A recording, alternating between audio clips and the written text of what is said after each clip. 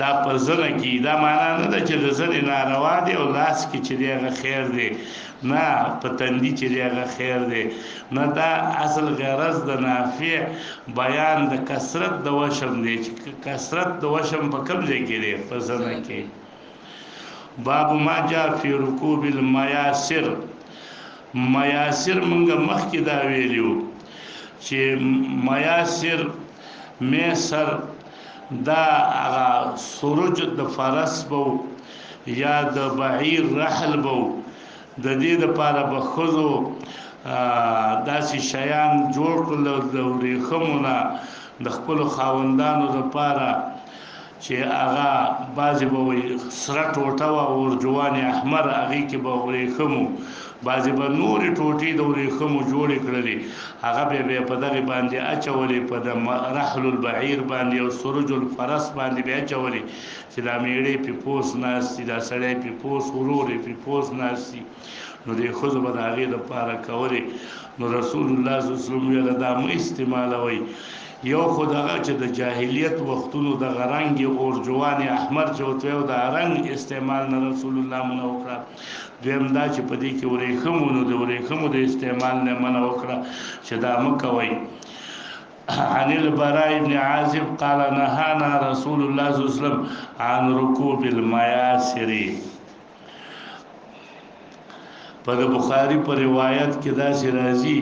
چې عن المياسر الحمر د سرو میاسرو نه منع کړې ده وفي الحديث قصه نو دلته قصه نه مراد دا دی چې دا حدیث اوږد دی قال وفي الباب عن علي باب ما جاء في فراش النبي صلى الله عليه وسلم فراش د نبی علیہ السلام د څه شي نه جوړو عن عائشه قالت انما كان فراش النبي صلى الله عليه وسلم الذي ينام عليه آدم حشوه لیف آدم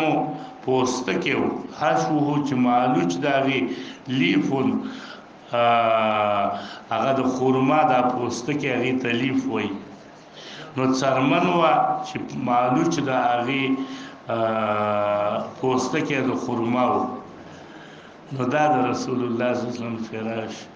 داسې کلک باب ما جاء فی القمص قمص جمع د قمیص د قمیص د ګنډلې شوی ټوټې ته ویل کېږي دا مرقع چې ورته ویل کېږي دې ته قمیص ویل کېږي مثلا اره حصې بیل بیل دا نستونه بیل او دا دغه بیل غاړه بیل هر څه دې ته مرقع دې ته قمیص ویل کېږي قمص جمع ده رسول الله صلی الله علیه وسلم په لباس کې دا قمیص خوښاو ځکه دا ډیر استر دی د نه غورځېږي نه بل څه نه کېږي وسره دا که واچې کوم ځای کې نه ولوېږي کوم ځای کې څنګه شي نو رسول الله صلی الله علیه وسلم به قمیص خوښاو عن عبد الله بن بريدة عن ام سلمة قال كان احب الثياب الى النبي صلى الله عليه وسلم القميص قال ابو عيسى هذا حديث حسن غريب انما نعرفه من حديث عبد المؤمن خالد تفرد به وهو مروزي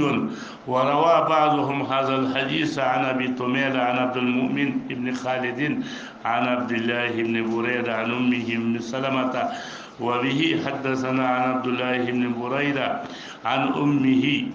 عن ام سلمة دلته زیادت د امهم پکې راغی د مخکې سندنا قالت كانت احب الثياب الى النبي صلى الله عليه وسلم القميص وسمعت محمدا يقول حديث عبد الله بن بريدة عن امه عن ام سلمة صح وانما يذكر فيه ابو طميل عن امه لفظ عن ام سلمة قالت كان احب الثياب الى رسول الله صلى الله عليه وسلم القميص وبه حدثنا عن اسماء بنت يزيد بن سكن الانصاريه قالت كان كم يد رسول الله صلى الله عليه وسلم الى الرسغ كم د لاس د رسول الله صلی الله علیه وسلم نستونه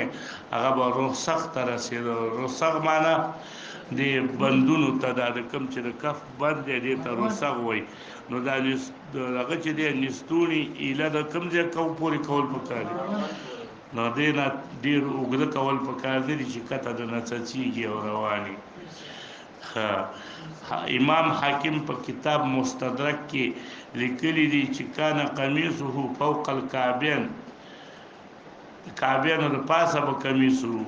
دا څنګه چې دونه وګوري کې چې لاندې سمکه پورې راکاږي نو دام بیا په جر الازار کې راځي، ماسفل من الكعبین کې راځي. او وکانا کمه مال اصابع او نستونی بیا د ګوتو ته رسیدلیو. نو دغه روایت هم راغلی دی چې دلته د رسغو پورې او هلته د ګوتو پورې، دا په اختلاف د احوالو سره، کله به دونه اوږده چې ګوتو ته به ورسېدل او کله به دونه اوږده چې رسغو ته به ورسېدل، نو په اختلاف د احوالو سره دی. عن ابي هريره قال كان رسول الله صلى الله عليه وسلم اذا لبس قميصا بدا بميامنه، قمیص چې به کله اغوستو نو اول به خې طرف اغوجا چاو. نو هر یو شی لباس، هر یو شی چې هغه د سړی په کې زینتی هغه کې شروع په کی طرف پکار ده، او چې کوم کې د سړی نقصانی ناقص والی نو په هغه کې شروع په چپ طرف پکار ده. وباسي پرتګ وباسي نو کم طرف اول وباسه او چې باندې کم طرف اول واغونده خیر طرف، نو داسې هر یو شي کې. عن ابي هريره موقوف لا نعلم احدا رفعه غير عبد الصمد بن عبد الوارث عن شعبة. باب ما يقول اذا لبس ثوبا جديدا، کله چې یو سړی نوی جامه واغوندي نو څه دعا به کوي او کوم ورځ باندې اغوستلې پکار دي. دایته دا ټول احکام استحبابي دي. عن ابي سعيد الخدري قال كان رسول الله صلى الله عليه وسلم اذا استجد ثوبا، یعنی اذا استجد معنا څه ده؟ اذا لبس ثوبا جديدا، کله چې به واغوستله نوی جامه نو استجد معنا لبس ثوبا جديدا سماه باسمه، نو مسما به کړل په نوم سره، نوم به سو هغه جامې نوم به سو، یا به عمامه وا یا به ویل قمیصا یا به څه ویل او دا غي پسې به څه ویل رابع بيقول اللهم لك الحمد أنت كسوتنيه أسألك خيره وخير ما صنع له وأعوذ بك من شره وشر ما صنع له.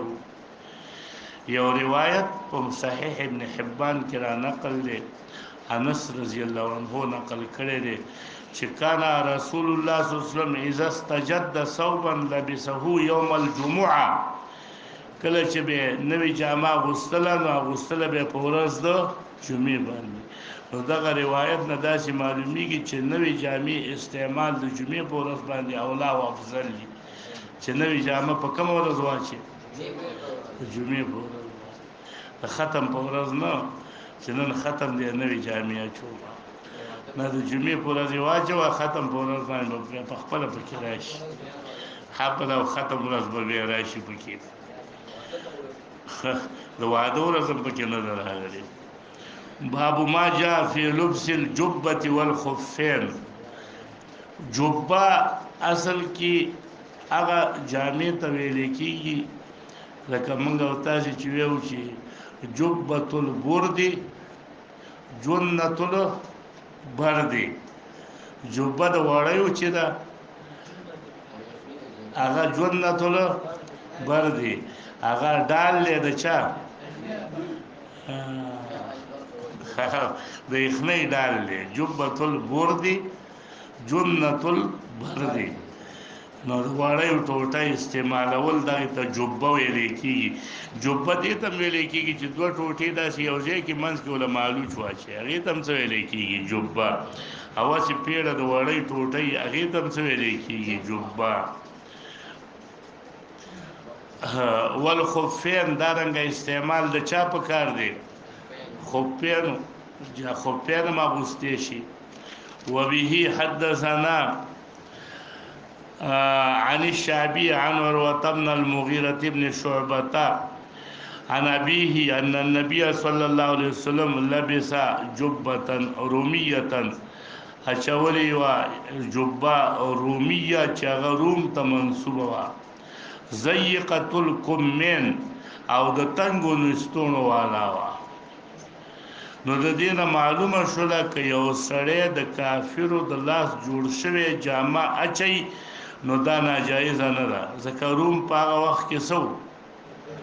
کافرو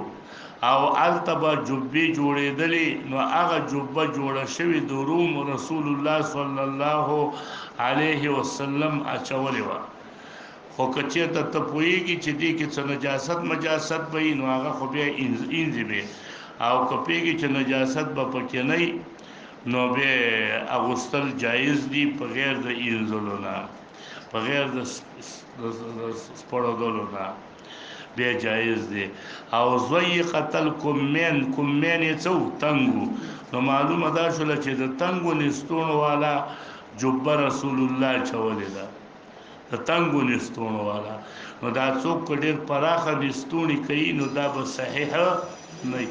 چې دونه پراخه نستونی بعضې خلک کوي چې سم په نستوني کې سړی ننوتی شي، او دا علامه د بزرګۍ ده چې اوس دونه نستوني دي او ګرځي. دا تبلیغیان بعضې ناپوهه چې تاسې وګورئ د هغې نستوني څه بلئ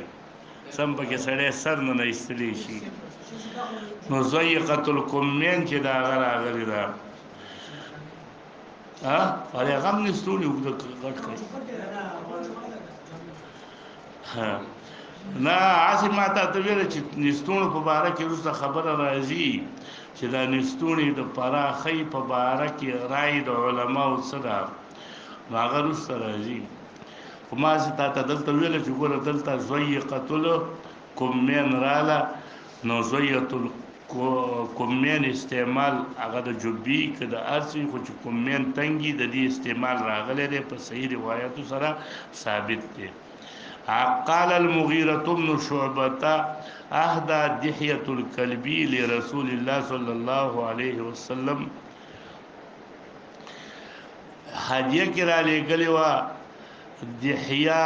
دحیة الکلبي، دا هغه صحابي دی چې د دې په شکل باندې به جبريل راته. دحیه ابن خلیفه احسن الناس وجها، ډیر ښایسته و، اسلم قدیما، او داغه نبی علیہ السلام لېږلی و هرقل ته هم چې کله کتاب د رسول الله صلی الله علیه وسلم یې وړی نو هغه دحیة الکلبي و. نو رسول الله صلی الله علیه وسلم له دې دحیة الکلبي هدیه کې راوړلې خفین، دوه خفین یعنې موزې وله راوړي، بوټان یې وله راوړل. فلبسهما، نو رسول الله صلی الله علیه وسلم دا دواړه واچوله. نو د خفینو هدیه رسول الله صلی الله علیه وسلم ته شوې وه او رسول الله واچولیو. قال ابو عيسى وقال اسرائيل عن جابر عن عامر وجبة، معنا دا ده چې خفین هم راوړي او جبې هم راوړې وه. فلبسهما، دا خفین او دا جبې دواړه څه کړل واچوله. حتی تحرقا، تر دې پورې رسول الله هغه استعمالول دغه د دحیة الکلبي دا هدیه چې هغه خفینو او هغه چوبه وه، دا دواړه استعمالول حتی تخرقا یعنی تمزقا، تر دې پورې چې هغه زاړه شو. لا يدري النبي صلی الله علیه وسلم